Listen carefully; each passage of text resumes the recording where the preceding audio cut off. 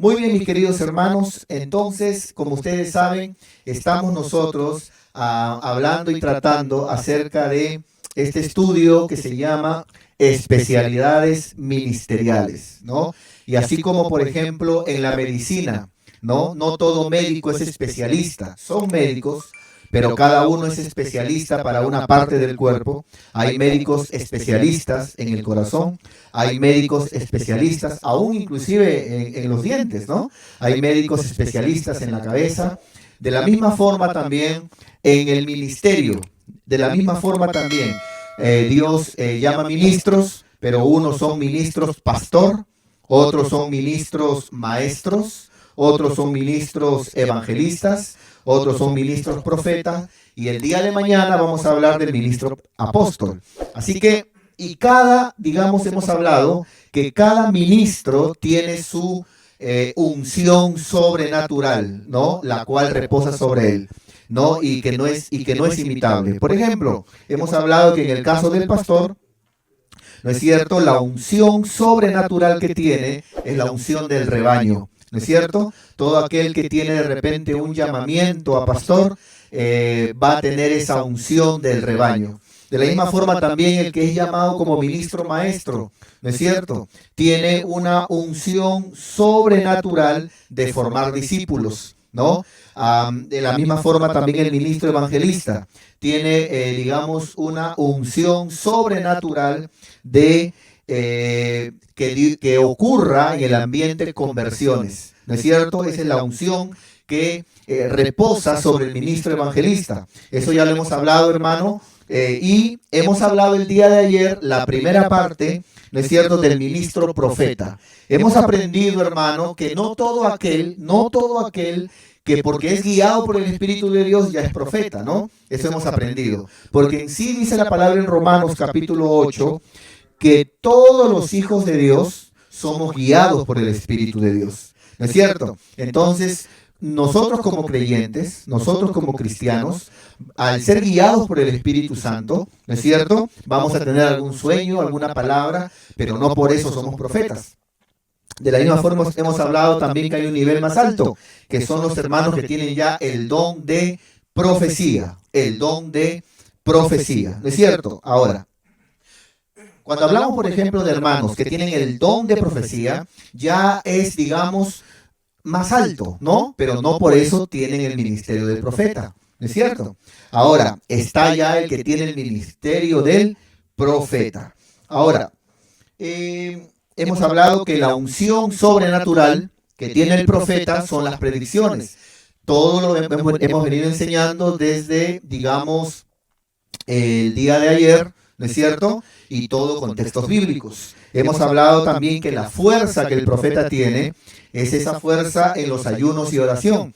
A todos los cristianos sabemos que tenemos que orar, tenemos que buscar de Dios, en algún momento de repente nos llama un ayuno, pero el profeta se mueve como pez en el agua, en esta atmósfera, ¿no? De los ayunos y la oración, ¿ya? Y bueno, vamos a responder también la pregunta si pueden haber profetas mujeres, ¿no? Como lo hemos respondido en cada uno de los ministerios que hemos enseñado. Muy bien, vamos a poner aquí la diapositiva. Vamos a poner aquí, ahí tenemos, hermano, la diapositiva, ¿no es cierto? Aquí está el profeta, aquí está lo que hemos visto, lo que hemos aprendido. Profeta, punto número 1, del griego profetes, ¿no? Del griego profetes, que significa uno que predice o alguien que habla siendo inspirado por el Espíritu de Dios, ¿no? Hemos hablado también de que lo profético tiene 3 planos, según la Biblia. Lo profético tiene 3 planos. Por ejemplo, el plano del Padre, ¿no? Cuando hablamos de lo profético del Padre, estamos hablando de la palabra profética más segura. La palabra profética es la Biblia, ¿no es cierto? Esa es la palabra, lo profético del Padre. Lo profético del Hijo ya es diferente. Ya hablamos del ministerio del profeta, que es constituido, según Efesios 4:11, por el mismo Jesús. Y cuando hablamos de lo profético, pero ya en el área del Espíritu Santo, hablamos del don de profecía, ¿no? Todo eso ya lo hemos venido hablando. Y hemos respondido el día de ayer la gran pregunta que a veces muchos se hacen, ¿no? Porque a veces hay digamos, un sector de creyentes el cual opinan que hay un texto que la Biblia habla que Juan el Bautista es el último profeta, ¿no? Claro, es el último profeta del Antiguo Testamento, ¿no? Juan el Bautista es el último profeta de la ley, lo dice el mismo versículo, ¿no?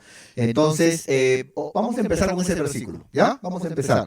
Vamos a Mateo 11:13, para luego ya continuar con la unción del profeta y los demás puntos. Muy bien.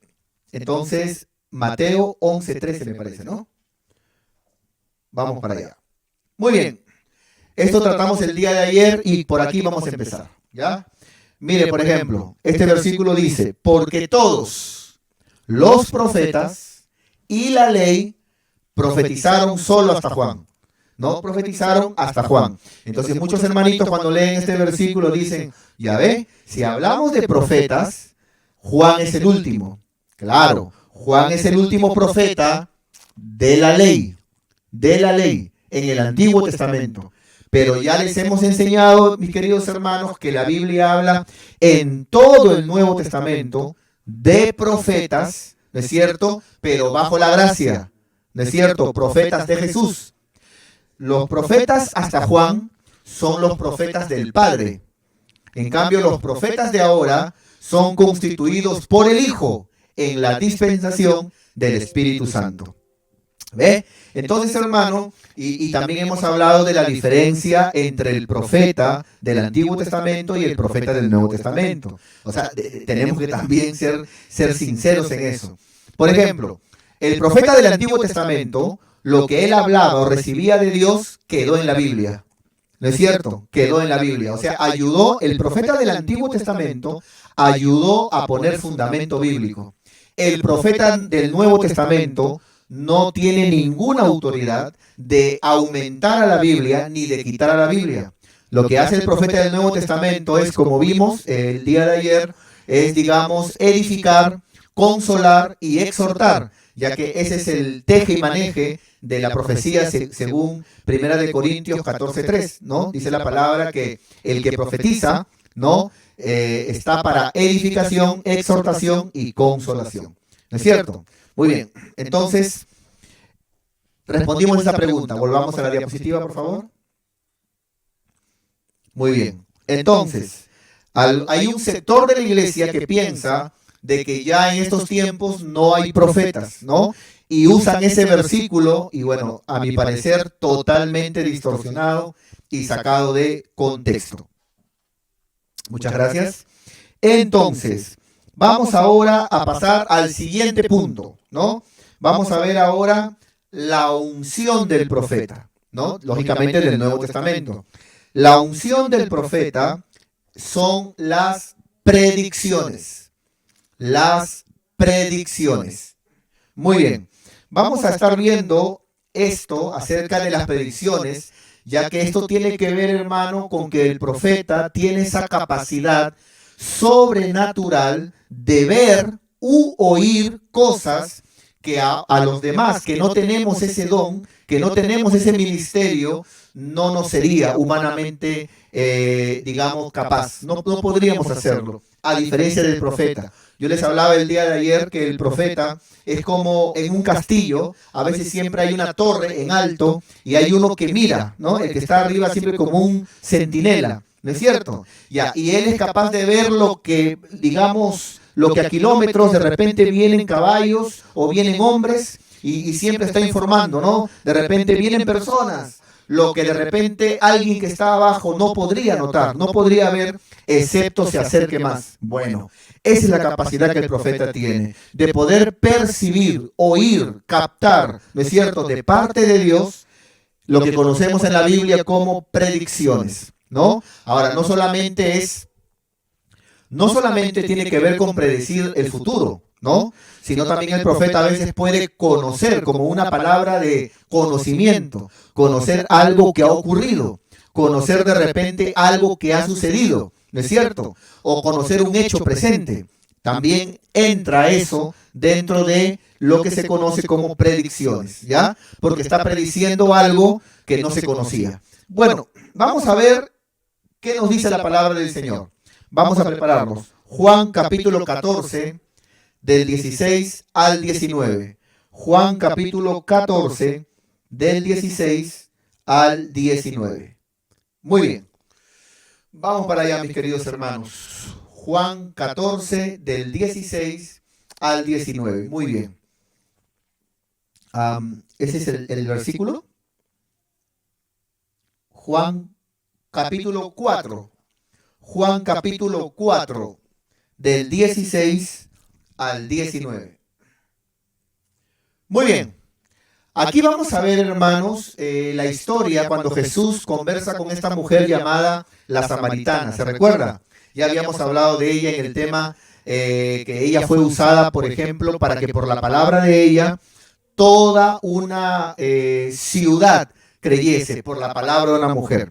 Aquí vamos a ver cuando Jesucristo le habla a la Samaritana. Miren, hermanos, miren. Dice la palabra. Lógicamente que aquí vamos a ver a Jesús en su perfil como profeta, ¿no? Usted sabe que Jesús caminó en los 5 ministerios.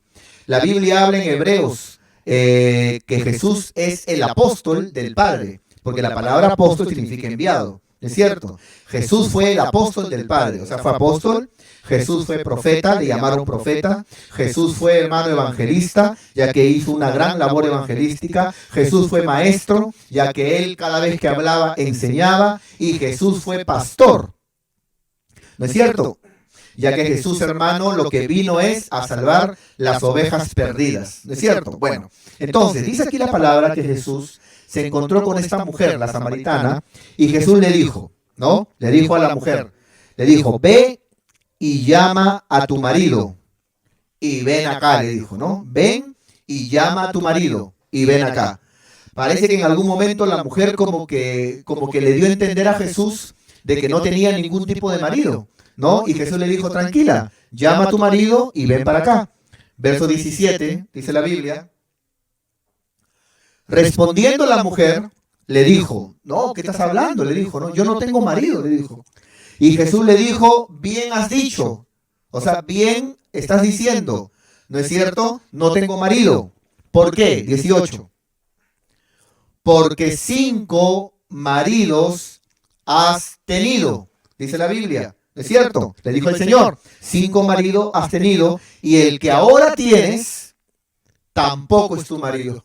Qué tremendo. Mire esa palabra de conocimiento que fluyó, amado hermano, en el Señor. Porque humanamente, Jesús recién hablaba con esa mujer. Humanamente, ¿quién pudo haberle contado de la vida de esa mujer? Humanamente, ¿cómo sabía Jesús? ¿No es cierto? ¿Cómo sabía Jesús que ella, por ejemplo, 5 maridos había tenido y el que ahora tiene tampoco es su marido? ¿No es cierto? Y mira, dice, esto dicho con verdad, 19. Entonces le dijo la mujer, ¿no? Señor, me parece que tú eres profeta. Y aquí estamos viendo, hermano, la predicción, ¿no es cierto?, como una característica del ministerio del profeta, ¿no es cierto? O sea, la mujer le dijo, ¿cómo tú puedes saber? ¿Cómo tú puedes conocer?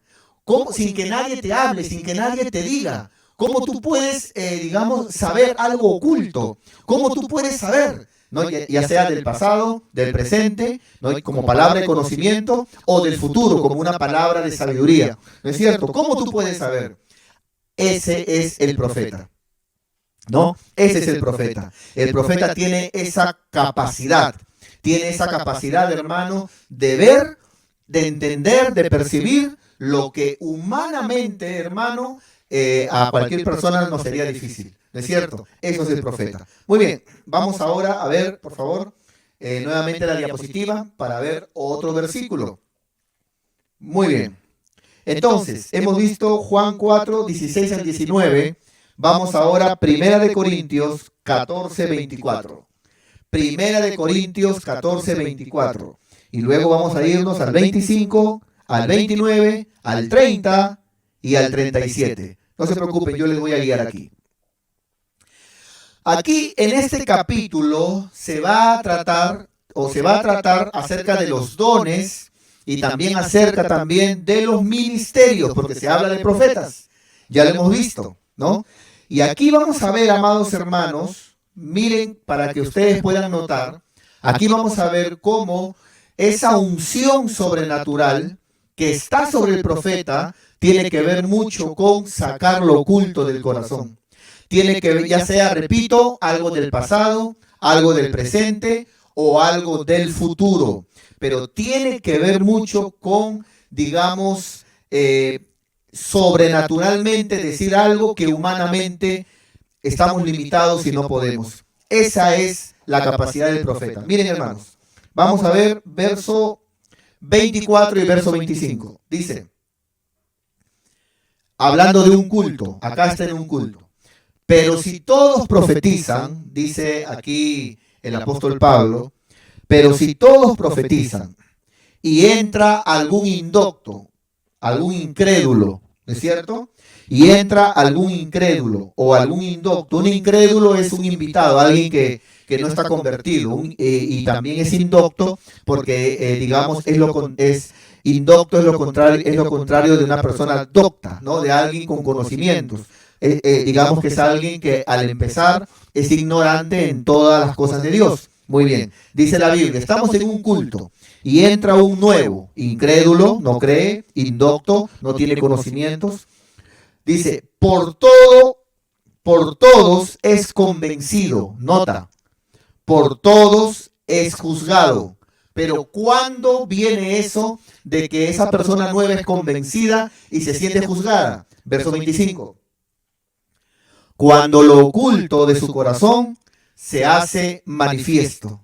O sea, tuvo que haber ahí un profeta o una palabra de profecía y donde se soltó algo que esa persona solamente sabía. Y lo oculto de su corazón se hace manifiesto. Esto es real, hermano. Esto es real.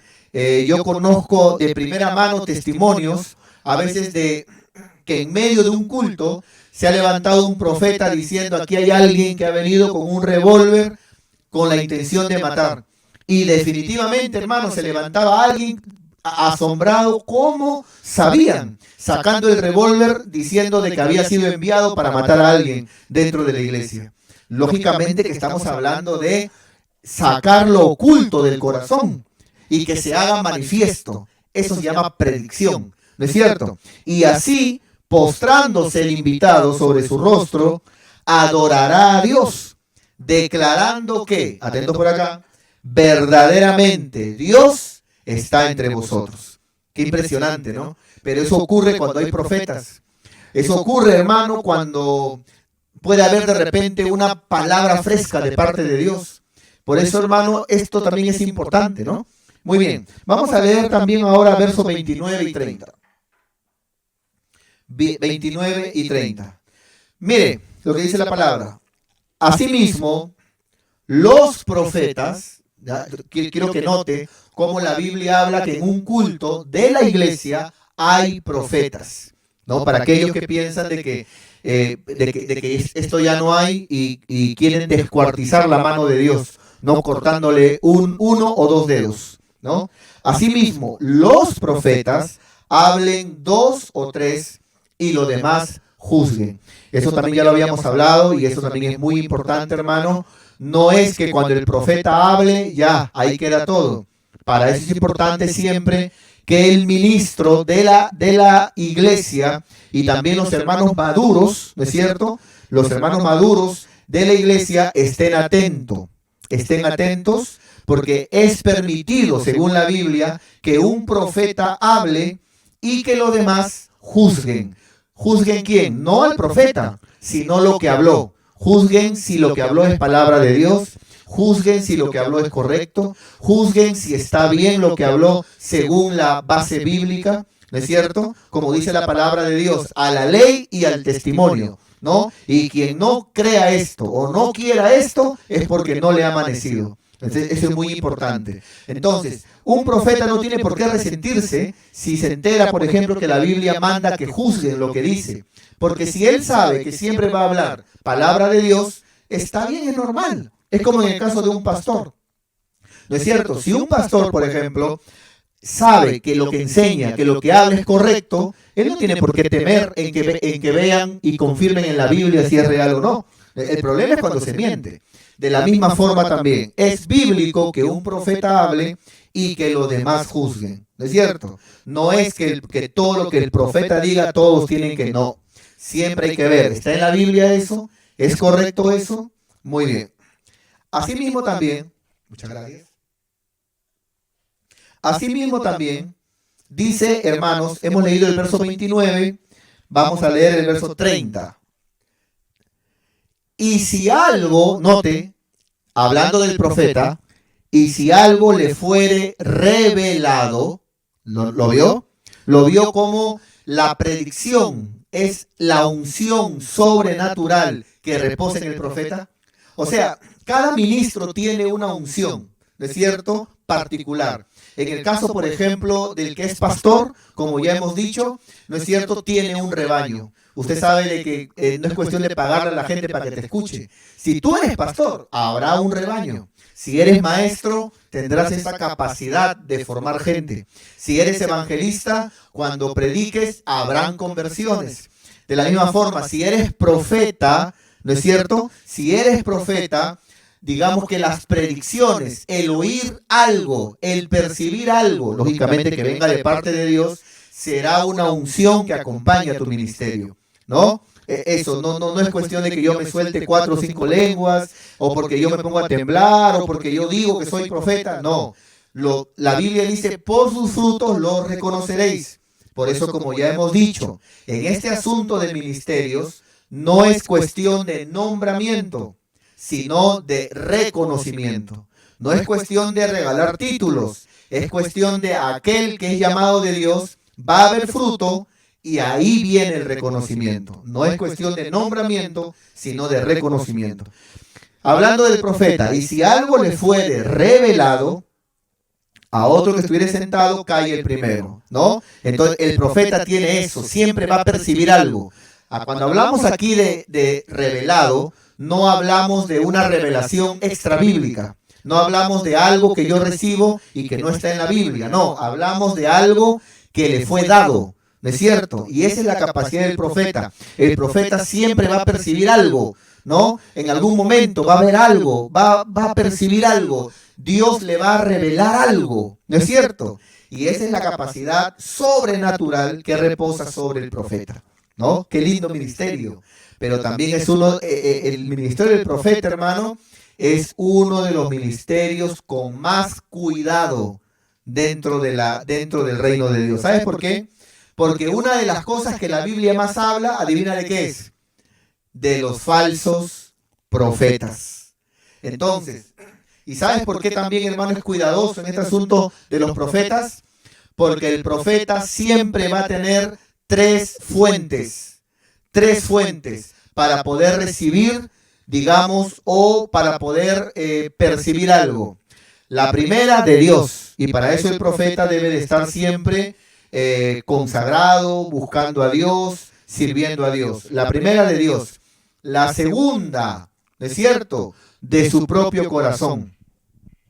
Por eso todo profeta debe ser alguien que debe tener mucho cuidado con qué es lo que siente, con qué es lo que piensa, porque puede confundir algo que sintió o que pensó y le puede llamar de Dios, pero no fue Dios, él lo sintió, él lo pensó. Y lo tercero, definitivamente, y lo más perjudicial sería que reciba algo de parte del enemigo, ¿no es cierto? Siendo engañado por el enemigo. Y eso sí sería perjudicial, porque yo he conocido iglesias que se han cerrado por profecías. He conocido siervos que han caído por profecías, pero no por profecías bíblicas, por profecías falsas. He visto matrimonios arruinados, jóvenes irse al mundo por profecías. Y yo lo he podido ver. Entonces, mucho cuidado con esto, hermanos, pero sí, es un lindo ministerio. Son personas, hermanos, que tienen capacidades muy hermosas de parte de Dios, que reciben este llamado ministerial, y también deben ser las personas también más sujetas dentro de la iglesia del Señor. Un profeta digamos, que no es sujeto, un profeta rebelde, ambulante, soberbio, es perjudicial, mi querido hermano, perjudicial, porque especialmente porque todo lo que haga siempre va a decir, Dios me dijo, no es que yo sentí de parte de Dios, no es que yo tuve un sueño, no es que si le va a querer llamar a todo Dios, cuando Dios no divide, Dios no arruina, Dios no echa a perder nada, ¿no? Bueno, seguimos. 37, verso 37. Vamos a ver el verso 37. Mire lo que dice la palabra del Señor. Verso 37. Si alguno, dice el apóstol Pablo, se cree profeta o espiritual, reconozca que lo que escribo son mandamientos del Señor. Para que Pablo diga, si alguno se cree profeta, es porque hay profetas. Si no, ¿para qué habla el apóstol Pablo? No, los hermanitos que piensan de que no, que ese ministerio ha sido mutilado y que ya no existe, ¿no es cierto? Entonces, tendría que decirle a Pablo, ¿por qué hablas de cosas que ya no existen? Si Pablo habla que el profeta en un culto cuando le fue revelado, y si alguien realmente se piensa profeta, es porque hay profetas, ¿no es cierto? Muy bien. Volvamos, por favor. Volvamos. Muy bien, mis queridos hermanos. Entonces, seguimos. Aquí podemos ver ahora, hemos visto la unción sobrenatural del profeta y vamos a ver en este momento la fuerza que el profeta tiene. Una de las cualidades, hermano, yo he conocido a gente así, una de las cualidades que tiene el profeta es que tiene una fuerza a todo lo que tiene que ver, hermano, con consagrar. Mientras que a ti de repente te cuesta a veces, hermano, consagrar, mientras que a mí de repente tenemos que estar buscando cada día a Dios, ¿no es cierto? Y lo hacemos con amor, con cariño, claro que sí, oramos. Y a veces cuando el Señor pone en nuestro corazón ayunar, lo hacemos. Pero en el caso del profeta, eso es fuerte. En el caso del profeta, hermano, estar siempre en oración, estar en ayunos, su hermano, es su delicia para él. Por eso digo que la fuerza del profeta es esa, el estar siempre en oración. Yo estoy completamente convencido de que tú oras, como yo también, pero el profeta, no como Daniel, el profeta Daniel, ¿no es cierto? Por ejemplo, hermano, habla que Daniel oraba mañana, tarde y noche, 3 veces al día. De la misma forma también, hermano, varios profetas tenían ayunos, pero ayunos largos. ¿Por qué? Porque esa es la fuerza del profeta, ¿no es cierto? A ellos les gusta, es como, se sienten como pez en el agua, ¿no? Estar siempre orando, estar siempre ayunando. Por eso es de que en ese sentido reciben siempre palabra de parte de Dios. Lo triste, por no decir, hermano, o no usar otra palabra, ¿no es cierto? Porque a veces es de que hayan profetas que a veces uno los ve que no oran, no, que yo soy profeta, pero no oran, no leen, no congregan, no buscan de Dios. Hay un ayuno en la iglesia, a las 3 horas ya se van al baño porque ya no pueden, sienten que se desmayan. Pero hermano, definitivamente los profetas de la Biblia son capacitados y los profetas de Dios tienen ese amor, hermano, de estar siempre, constantemente en la presencia de Dios, ¿no es cierto? Así que vamos a verlo con un ejemplito al menos, ¿le parece? Vamos a verlo. Lucas capítulo 2, verso 36 y 37. Y vamos a verlo con una profeta del Nuevo Testamento, ¿no? Con una profeta del Nuevo Testamento. Note que yo no estoy usando ejemplos de profetas del Antiguo Testamento. Quiero que lo note. Yo no estoy usando ejemplos de profetas del Antiguo Testamento para que nadie diga, pero pastor, usted está poniendo ejemplo de los profetas del Antiguo Pacto. Yo estoy usando todos los textos y versículos de profetas del Nuevo Testamento. Quiero que lo note, ¿ya? Porque en sí, hermano, este estudio, para hablar de los profetas, hermano, yo podría estar días hablando de ellos, pero tendríamos que tomar desde los profetas del Antiguo Pacto hasta los profetas del Nuevo. Hablemos en el Nuevo Testamento. Miren, hermano, vamos a hablar de una mujer llamada Ana. llamada Ana. Su nombre nomás, por ejemplo, significa gracia, ¿no? Tiene que ver con los profetas de ahora. Muy bien, dice, estaba también allí, cuando nació Jesús, estaba también allí Ana, gracia, del griego gracia. Profetiza, dice la Biblia, profetiza, hija de Fanuel, de la tribu de Aser, y dice que esta mujer, ¿no es cierto?, de este oficio profético, era de una edad muy avanzada. Y dice la palabra de Dios, pues había vivido con su marido y había tenido, dice la Biblia, había vivido con su marido 7 años desde su virginidad. Acá hay mucho que hablar, pero sería salirme del tema. Vamos a lo nuestro. 37, note, esta mujer se llamaba Ana, manejaba el oficio profético y dice, y era viuda hacía 84 años, note conmigo por favor, y no se apartaba del templo, sirviendo de día y de noche, sirviendo de noche y de día, con ayunos, Padre Santo, con ayunos y oraciones. Qué tremendo, hermano. Qué impresionante. Ana, una mujer, digamos, con oficio profético, y dice la Biblia que no se apartaba del templo. Mas ahora podemos encontrar, hermanos, profetas ambulantes, ¿no es cierto?, que no se congregan, que no tienen pastor, que no tienen una casa ministerial, ¿no es cierto? Entonces dice, pero ella no, ella dice que no se apartaba del templo, amaba el congregar, amaba estar con los hermanos, ¿no es cierto? Y dice la Biblia, sirviendo de día y de noche. Hoy podemos encontrar de repente también profetas que quieren ser servidos, ¿no es cierto? Pero los profetas de la Biblia no buscaban ser servidos, ellos servían. Hermano, todo ministro, aleluya, su función es servir al pueblo de Dios, ¿no es cierto? Entonces dice que ella estaba sirviendo de noche y de día, dice la palabra de Dios, sirviendo. Entonces aquí vemos una característica también que debe ser servicial, ¿no es cierto? Con ayunos y oraciones. Es que ahora yo podría llevarlo, hermano. Los profetas del Antiguo Testamento, todos vivían así, en ayunos y oraciones. Los profetas del Nuevo Testamento, ¿se acuerda cuando leímos Hechos capítulo 13, verso 1? Dice la Biblia, a ver, vamos a verlo, por favor. Hechos 13:1, para que los hermanos puedan allí ver en la palabra. Ya hemos visto el ejemplo de Ana, profetisa. Ahora vamos a ver aquí, ahí está, verso 1. Muy bien. Note, había entonces en la iglesia, dice, que estaba en Antioquía, que había, hermanos, profetas y maestros. Note, profetas, verso 2, vamos para allá. Dice, ministrando estos profetas y maestros, pero eran profetas, estos al Señor, ¿cómo? Ayunando. Es que ese es el hábitat, hermano. Ese es el hábitat de un profeta. Es como hablar del hábitat, por ejemplo, la fuerza de un maestro. ¿Cuál es la fuerza de un maestro? ¿Sabes cuál es la fuerza de un maestro? El estudio de la palabra. Mira, un maestro puede estar 6 horas, 8 horas, 10 horas estudiando.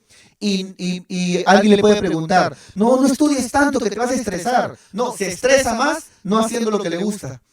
¿Por qué? Porque esa es la fuerza del maestro. La fuerza de un pastor es estar en la iglesia, dar consejería. ¿Me está entendiendo? Y la fuerza ministerial de un profeta es estar siempre en oración y tener sus ayunitos. Qué lindo, amados hermanos. Qué precioso, ¿no? Estamos viendo los matices de cada ministerio. Estamos viendo, hermano, el color y el brillo que Dios le ha dado a cada especialidad ministerial. Es que hay una gloria poderosa encima de cada uno de ellos. Por eso no es cuestión de imitar. No es cuestión de imitar. Alguien que de repente quiere imitar a un pastor, por más que abra su sala, por más que ponga un letrero arriba, iglesia, por más que se haga su tarjetita como pastor, por más que se haga su Facebook, su página, pero si no tienes el llamado a pastor, no hay rebaño, nadie va a ir, nadie va a congregar, porque la unción sobrenatural que reposa en el pastor es que por ser pastor va a haber rebaño. Va a haber rebaño. Tú podrás invitar a comer a la gente, lonche, antes del culto, todo, pero el día que no invitas, nadie viene tampoco. ¿Por qué? Porque es la unción sobrenatural que tiene cada ministerio. Mira qué tremendo, hermano. Entonces aquí vemos los profetas ayunando, dice, ¿no? Verso 3, por favor. Dice verso 3. Entonces, dice la Biblia, habiendo ayunado y orado, habiendo ayunado y orado, les impusieron las manos y los despidieron. ¿Ve? No solamente Ana la profetisa, también los profetas en Hechos capítulo 13 están envueltos en oración y ayuno. ¿No es cierto? Oración y ayuno. Qué hermoso, hermanos. De verdad que qué lindo, ¿no? En mi caso, por ejemplo, hermano, yo también ayuno cuando a veces el Señor pone en mi corazón hacerlo, ¿no? Pero en el caso del profeta, hermano, es una carrera, en el sentido de, es parte de su profesión ministerial, es parte de su llamado.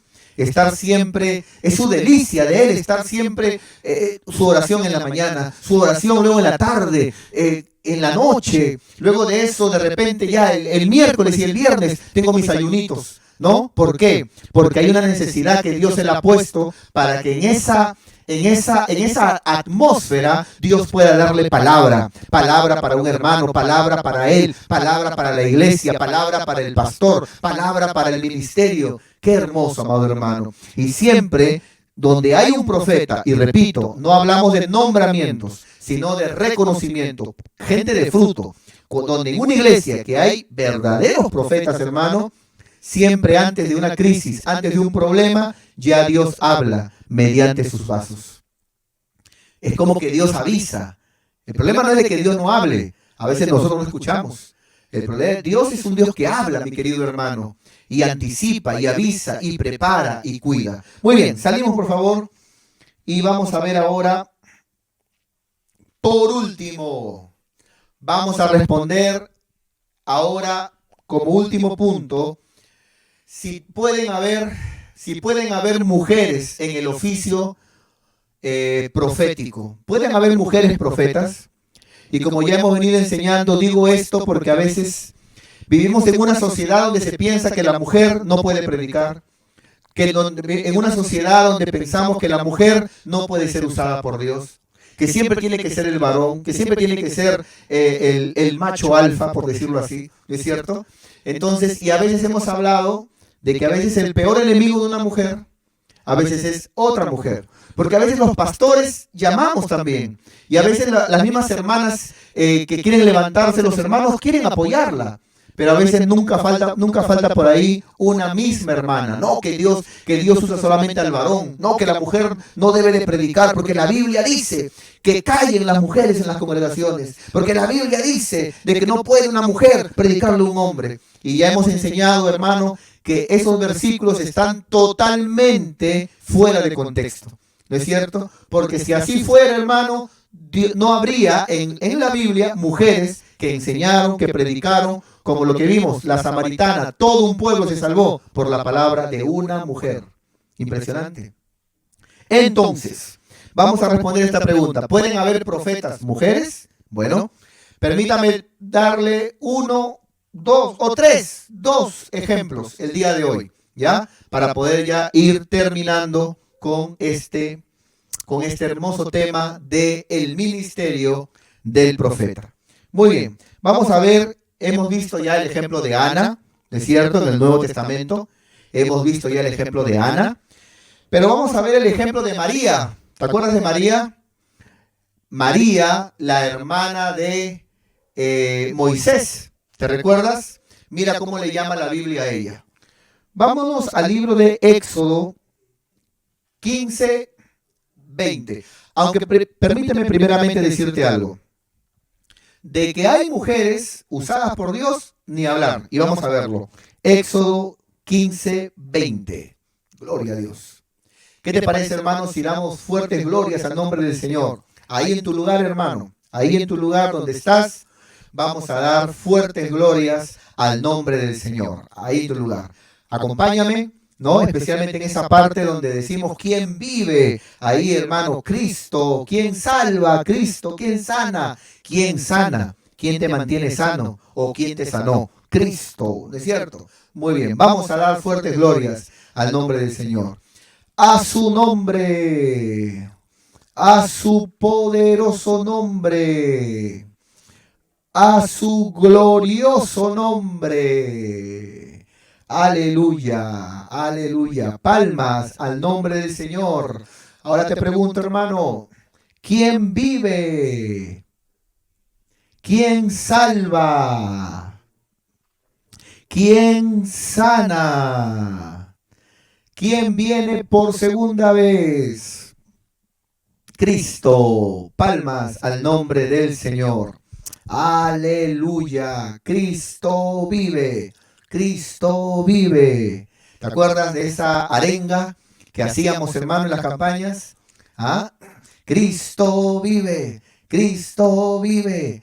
Y salíamos todos a danzar con las banderolas. Hay un video que está preparando nuestra hermanita Reinita, que tiene que ver con el recuerdo de las campañas, ¿no? Es casi parecido al video del templo, pero este no es en el templo, sino con las campañas. Así que prepárate. Posiblemente va a estar ya listo para el día domingo. Muy bien. Entonces, vamos a ver aquí el ejemplo de María. La Biblia habla que María era profetisa, ¿no? María era profetisa, cuenta la palabra de Dios. Y lógicamente ella era la hermana de Moisés. Mientras que Moisés era libertador, ¿no es cierto? María tenía, digamos, esa palabra profética, ¿no? Esa unción profética en su vida. Mira, dice la Biblia, y María, ¿no? La profetisa, hermana de Aarón y también de Moisés, tomó un pandero en la mano, en su mano, y todas las mujeres salieron en pos de ella, dice la palabra de Dios, con panderos y con danzas. Qué hermoso, hermano. María tenía, hermano, esa sensibilidad profética y era mujer. Mira, hermano, y era mujer. ¿No es cierto? Y dice la Biblia de que María tomó un pandero, ¿no es cierto? Y salió danzando, dice la palabra de Dios. Y todas las mujeres, dice que fueron llevadas, ¿no? Detrás de ella y también comenzaron con panderos y danzas, con danzas. Hay una alabanza, hay un júbilo, hermano, que habla de esto, ¿no? Como María yo danzaré, ¿no es cierto? Bueno, aquí podemos unir también una enseñanza. Aquí podemos ver la profecía unida a la alabanza. ¿Qué significa eso? Que pueden haber profetas cantores, que pueden haber profetas salmistas.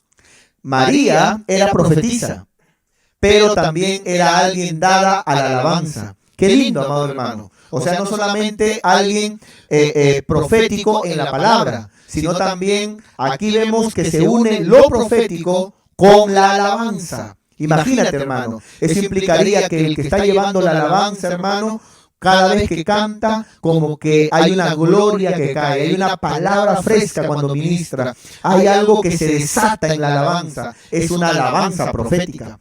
Porque aquí vemos a María, ¿no es cierto?, en la unción profética ligada a la alabanza. ¡Wow! ¡Qué tremendo, hermano! Entonces no solamente es cuestión de cantar solamente, ¿no es cierto? Qué impresionante, mis queridos hermanos. Y aquí, ¿y quién es? Es una mujer. ¿Es cierto? Una mujer. Otro ejemplito. Vámonos a Jueces 4:4. Jueces 4:4. Vámonos para allá. Muy bien. Aquí vamos a hablar de una mujer llamada Débora. ¿Te recuerdas de ella? Bueno, ella fue alguien, mujer, pero que gobernó como juez, ¿no es cierto?, al pueblo de Israel, ¿no es cierto?, antes de que hubiera el primer rey, que fue Saúl. Una mujer gobernó como juez, ¿no es cierto?, gobernaba, dice la Biblia. Vamos a leerlo, dice la palabra, gobernaba en aquel tiempo a Israel una mujer, dice la palabra de Dios. Mira qué tremendo. A ver, ¿dónde seguían ahí todos los hermanos que dicen, ¿no es cierto?, que eso es imposible que pase porque Dios no puede usar una mujer? ¿Ah?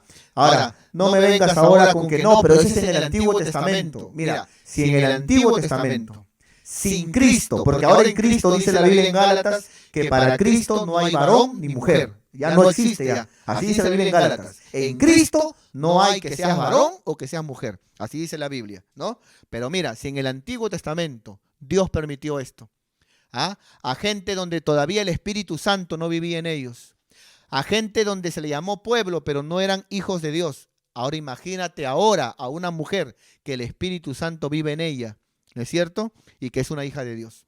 Pero, hermano, por favor, ¿no? Y ahora que la Biblia dice que en Cristo, repito, no hay varón ni mujer.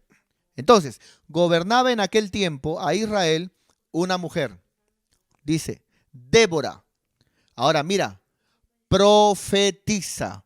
O sea, tenía esta unción profética. Una mujer profetiza, mujer de Lapidot. Volvamos, por favor, a la diapositiva. Gloria a Dios. Y vamos terminando por aquí, por favor. Aleluya. Qué hermoso, hermano. Qué lindo, qué precioso. A mí, de verdad, hermano, yo me siento muy contento de poder compartir con cada uno de ustedes, hermanos, cada una de estas enseñanzas. Y yo sé que tú lo estás valorando, sé que realmente es algo que está obrando en tu corazón. Y sé también, mi querido hermano, de que muchos hermanos que tienen un llamado de Dios están siendo capacitados para este tiempo. De que muchos hermanos que tienen un llamado ministerial en nuestra amada iglesia, la gloria de Dios, van a ser levantados en el nombre de Jesús. Que muchos hermanos que tienen un llamado como evangelistas van a ser convocados por Dios después de esta palabra.